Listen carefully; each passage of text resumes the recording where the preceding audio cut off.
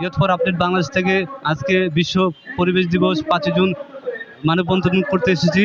আমাদের একটাই দাবি, বর্তমান বাংলাদেশে প্রচুর যুবক আছে যারা কিনা কর্মমুখী চাকরিজীবী হতে চায়।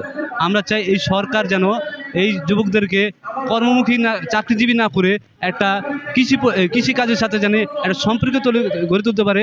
বর্তমান সময় কৃষিক্ষেত্রে কোনো বেকার যুবকরা কোনো সম্পর্কিত নাই। বর্তমানে বাংলাদেশে বেকার যুবকরা বেকার বৃদ্ধি পেয়ে যাচ্ছে।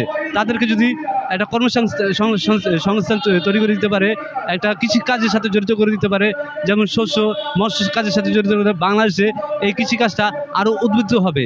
তাই আমাদের একটা দাবি যে বর্তমানে যুব সমাজে কৃষিকাজের সাথে কাজ করার জন্য কিছু বাজেট বরাদ্দ করা, এমনকি তাদের কৃষিকাজে প্রশিক্ষণ দেওয়া সরকার যেন দেয়, এটা আমাদের দাবি। আর বাংলাদেশে যে প্লাস্টিকের যে ব্যবহার হচ্ছে, এই ব্যবহারটা যেন বন্ধ হয়। এই প্লাস্টিক ব্যবহারে বাংলাদেশে পরিবেশে নানান ক্ষতি হচ্ছে। এই পরিবেশ বান্ধব যেন হয়, প্লাস্টিক পরবর্তীতে অন্য কোনো জিনিস ব্যবহার করা যায় সেই দিক যেন সরকার দেখে। আর বেকার যুবকদের যেন কৃষিকাজের যেন ব্যবহার করা হয়, তাদেরকে যেন কৃষিকাজে উদ্বুদ্ধ করা হয়, তাদের কোনো বাজেট দেওয়া হয়। এই বাজেট বাংলাদেশের কৃষিকাজে আরও সাফল্য হবে। ধন্যবাদ।